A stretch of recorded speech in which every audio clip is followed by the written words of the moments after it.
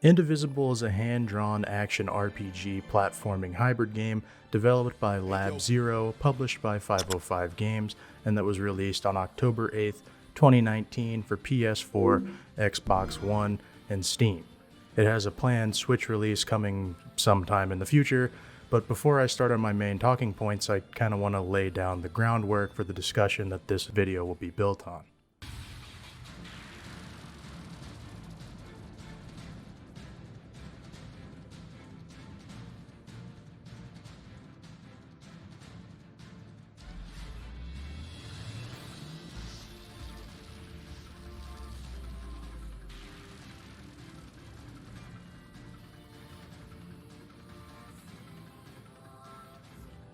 16 years ago, 4 heroes saved the world from the goddess of life and rebirth, Kala, who is responsible for both creating the world and then destroying it when she gets angry with everybody, rebirthing the new world and new image with each and every cycle.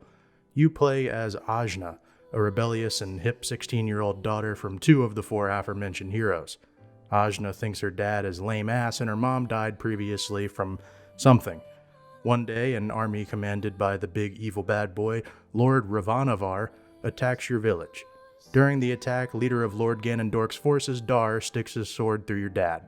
During your revenge fight with Dar, Ajna awakens her hidden ability to absorb people into her brain's pocket dimension, no I'm not kidding, called the Inner World. Dar reluctantly becomes your first party member. People Ajna can absorb are called incarnations and become playable characters in your party for combat purposes. So now that we have a baseline for the context of this game, let's get into it proper. First things first, since it's the whale in the room, Indivisible is truly an accomplishment for its artists and developers. The hand-drawn aesthetic of this game is not only stunningly beautiful, but it also stays very consistent throughout the entire experience. You can tell that this isn't a game where the artists ran out of time and got bored. They went full blast on these visuals 100% of the time.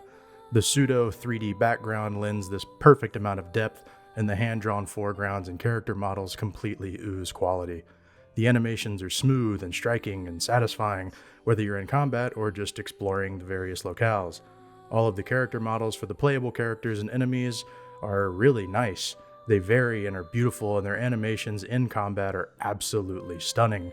If I was to critique any part of this game's animation style, it would probably be the design of some of the background characters look a little weird, and sometimes in combat the frame rate can drop just very slightly. But playing through this on my PC, I barely noticed any real meaningful frame drops. Platforming and navigating through the world have really smooth controls, and most importantly, they never feel like they're hindering my ability with the hand-drawn art style. Navigating Ajna through the world effectively leads to my next talking point, the platforming. This game might be an ARPG/P hybrid, but you'll be spending most of your time on the second P. Ajna has a lot of options for navigating the environment, which is good because I think this game may be one of the best platformers I've ever played. All of the methods of movement are introduced very slowly over the course of the game, starting with really simple slides and jumps, then introducing wall jumps, axe hanging, spear bouncing, high jumping, roof spearing, and so much more. The complexity of the puzzles ramps up really consistently as your suite of movement options starts to grow, and while it's a ton of information to process and perhaps more importantly a shit ton of button presses, it does achieve something that very few modern platformers do.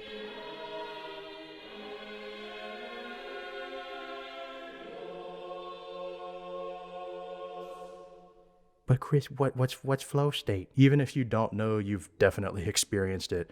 Maybe you call it being in the zone, or nailing it, or being nice on them sticks. Flow state is a phenomenon exclusive to gaming, where you hit this level of competence in a game that is nearly perfectly in sync with the challenge of the game. If your skill is too high and the difficulty is too low, you'll be bored. And if the opposite is true, you'll be frustrated and anxious and want to Dr. Disrespect your $200 fucking scuff controller when you fuck up that spear jump at the very top of the map and fall through a hole in the floor and fall all the way back down. Flow state has a few telltale signs that completely give it away, like laser-like focus, a sense of being in active total control, a merging of your actions and the awareness of their outcomes, and above all, the experience of losing self-awareness. sinking into the game and forgetting that the screen and controller are even really a thing. The tricky part about flow state is that you never really know that you're in it until it's over.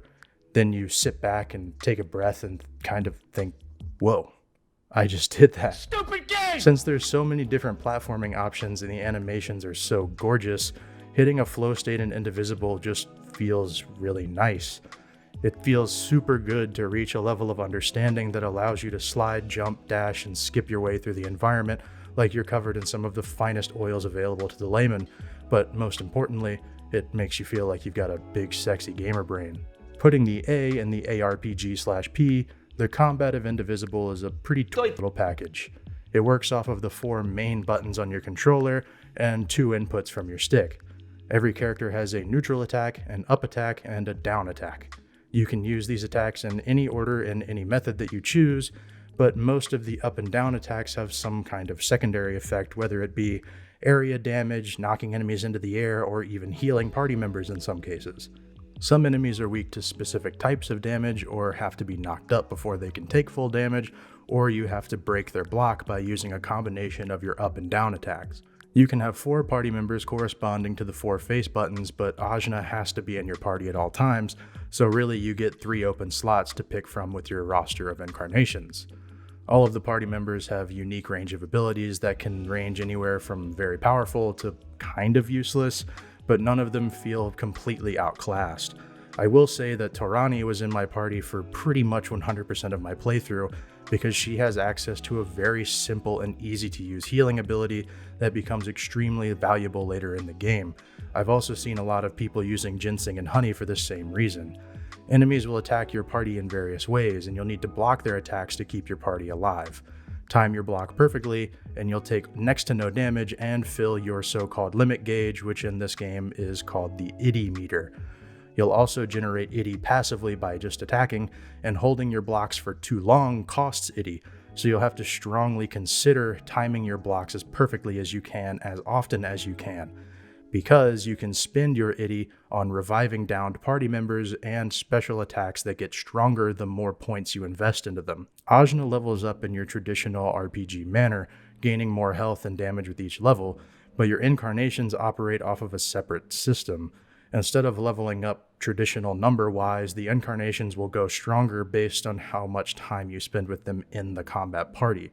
So the only way to level up your incarnations and make them stronger is to use them.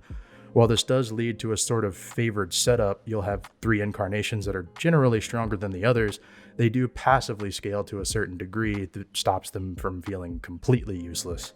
The number of attacks you can carry out in a turn can be increased by gathering crystals called Ringles, Ringels, Wrigley's, I don't know. But the same material is needed to boost your defense stat as well, so you'll have to gather every crystal you can find to get both upgrades, or make choices between the two if you can't be bothered to track them down. The platforming in this game is probably great because the game is a great platformer, and the combat feels pretty good because it's simple but immersive. But at the end of the day, nothing's perfect, and there's some big trub in Little China.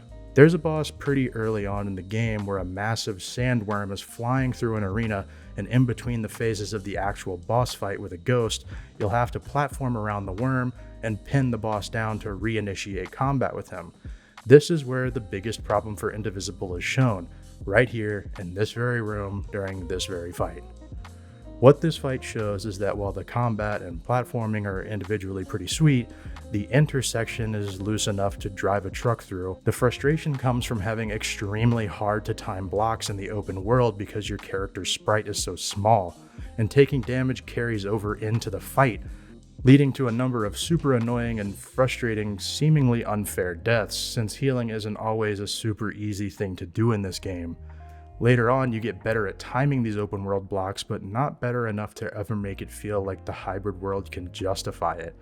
This is one of the only places that Indivisible really falters, and it causes these segments and the transitions into and out of combat feel really at odds, and the game suffers from some kind of identity crisis because of this.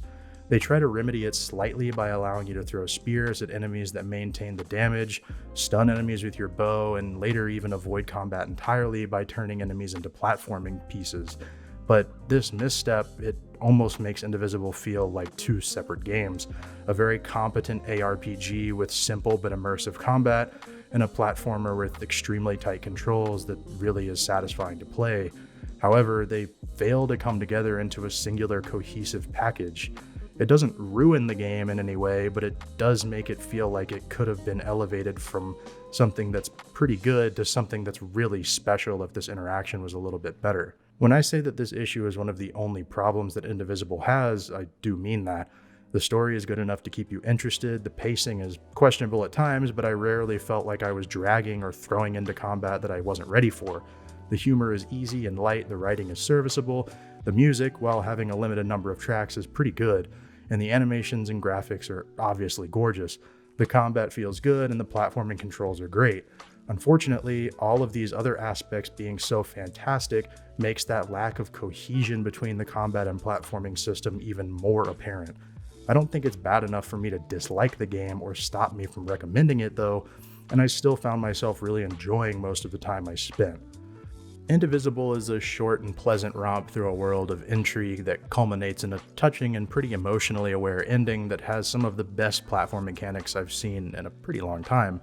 Sure, the game stumbles a bit trying to mesh the aspects of platforming and combat together in a meaningful way, but they individually rock enough that it doesn't bother me too much. I don't really do ratings in my videos, but I would say that Indivisible is definitely worth your time and money. The game isn't fully priced like a AAA release. At the time of writing this, it's about $40, but it shines with the quality that many modern AAA games lack. If you haven't played it yet, I might advise you to wait for the Switch release, because the entire time I was playing it, pretty much all I could think of, this is exactly the game I would want to play on my Switch. It's a simple, responsive, fun, and satisfying game that left me feeling very pleased with the style of experience that was crafted.